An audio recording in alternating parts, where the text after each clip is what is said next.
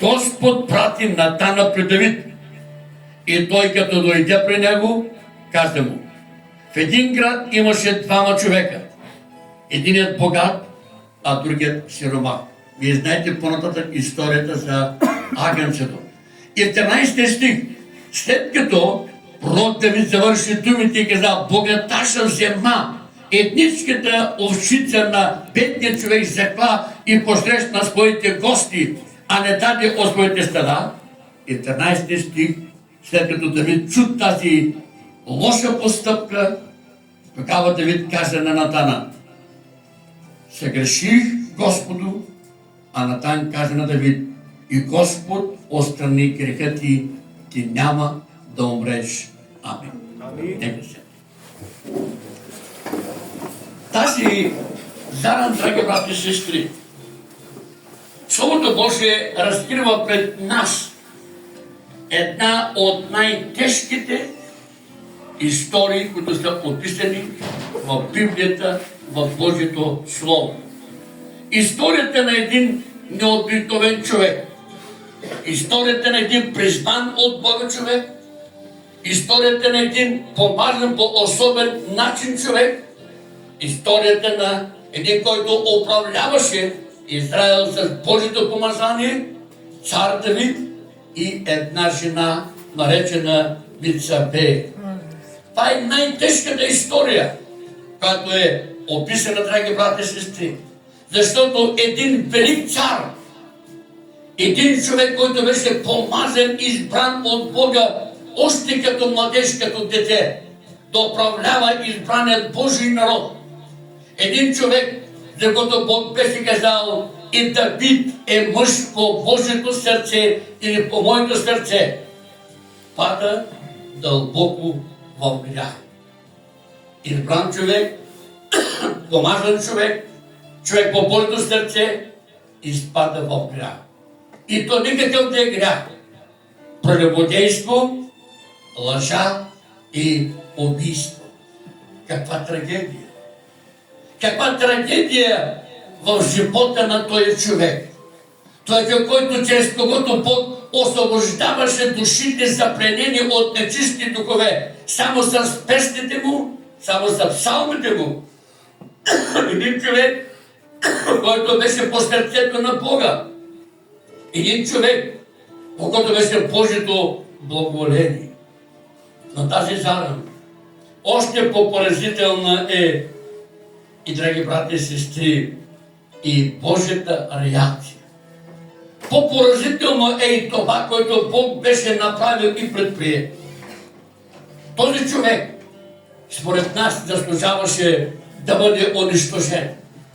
Този човек, според нас, заслужаваше да бъде отхвърлен. Така както беше отхвърлен и Саул. Обаче, вижте, Бог не унищожи Давид. Бог не го накара той да страда. Независимо от това, че той беше паднал в грях. Бог не го унищожи, но Бог започна да го търси. Бог започна да го търси по един особен, различен начин. И Божието Слово ни казва, че Бог говори на пророк Натан и го изпраща при цар Давид. Бог извиква своя служител. Поради през цялото това време, драги брати и сестри, целият Израел знаеше за греха на царя. И вместо царя да се смущава, вместо царя да бъде окрижен, вместо царя да търси някакъв повод, някакъв пример, някакво действие да се примири, да се поправи, той се живееше спокойно, той се радваше спокойно, той се управляваше спокойно. Може би се мислеше: никой нищо не може да ми каже, никой не може да ми държи сметка, никой не може да направи нещо, за това, което аз направих. Аз съм царят, аз съм важният, аз съм първият. Всичко се случва в Израел според моята дума. Обаче Бог извика пророк Натан. И Бог говори на Натана и го изпрати при цар Давид. Истина там дойде при Давид. Не с светкавици, не с фанфари, не с стъпани, не с танци. Обикновено, като някой отива при царя, отива с радост, с веселие. Всички забелязват и виждат и научават, че някой отива при царя, че царя има посещение, при царя ще се случи нещо. Обаче пророк Натан не дойде с всички тези външни изяви, но той дойде при царя с една обикновена история. Една случка, като той беше вземал от ежедневието на трудещите се и бедните евреи. И ви знаете, драги брати и сестри, тази история. И пророк Натан дойде при царя и му каза: царю, в един град имаш един богат човек, известен човек, с много имоти, с много животни. Но имаше един сиромах човек, който имаше само едно малко агънце, женско агънце. Той така се грижеше за него, както за своите деца. Агнето порасна заедно с децата му.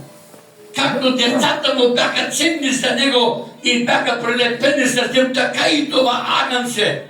То радваше и веселеше сърцето му и очите му. Един ден дойдоха важни гости, обаче не на бедняка, а дойдоха важни гости на богаташа. И царю, този богат човек, с изобилни блага, позвени си сърцето си. Той не взема нищо от своите стада. Отиде царю и взема едничкото агънце на бедняга, закла го и посрещна своите гости. И какво ще случи?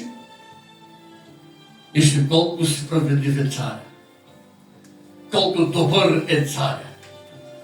Още докато чу тази история, той възкликне и каза: този човек заслужава смърт. Този човек заслужава наказание. И той всичко ще върне на бедняк. Скъпи брати и сестри, често всеки един от нас, независимо кой той, дали той е известен или неизвестен, дали мъж или жена, дали е някой, който слуша или някой, който проповядва, всеки един от нас много често попада в такава ситуация. В ситуацията на царя. Аз не говоря за прелюбодейство. В една ситуация, когато попада човек, съгрешава човек, прави някакъв грях, допуща някакъв порок, наранява, обижда, проявява някакъв порок, проявява някаква слабост, прави нещо светско в своя живот, с което накърнява, обижда Божията воля. И какво следва след това? Какво идва след това? Обичаме ли в такова състояние някой да ни изобличава? Обичаме ли в някое такова състояние някой да дойде и да изяви и да покаже нашия грях или нашата слабост? Или какво правим ние понякога, да се оправдаваме? Правим ли нещо да се осъзнаем, че имаме нужда от покаяние, че имаме нужда от промяна, че имаме нужда да се поправим? А е много трудно и много тежко действие. Лягаме си с този порок, лягаме си с този грях, лягаме си с тази слабост и нищо не ме вълнува, не ме интересува, както царя. Нищо не го интересуваше, нищо не го вълнуваше, нали пак си беше цар. Нали пак съм проповедник, нали пак съм хвалител, нали пак съм молител, нали пак съм водач, нали пак Господ ме употребява, нали пак ходя на църква, нали пак се моля. Ако ние, човеците, си затваряме очите, ако ние, човеците, мълчим и си травим, ако ние много често, може би като целият Езра казаше: нищо не ми трябва, нищо не ме интересува, нека всеки да се оправи, нека всеки да живее както си иска, нека всеки да отговаря за себе си както казваме, всяка коза не беше овца, не беше за своя крак. Обаче, тази заран, тази история, Соломон казва, че Бог не мисли така. Бог не мисли така, както мисли човека. Независимо кой е той, независимо кой е тя, независимо кои са те, независимо какво са направили.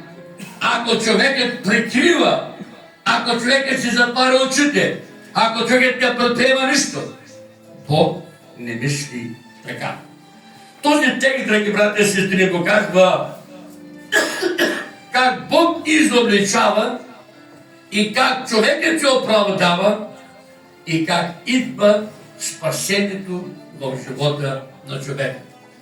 Тази история говори за три много важни неща.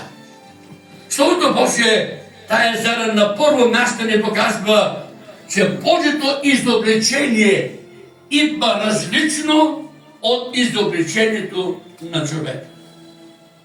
Понякога ние използваме една дума, едно изречение в нашия живот. Ревност без мъдрост е равно на какво? Лудост. Ревност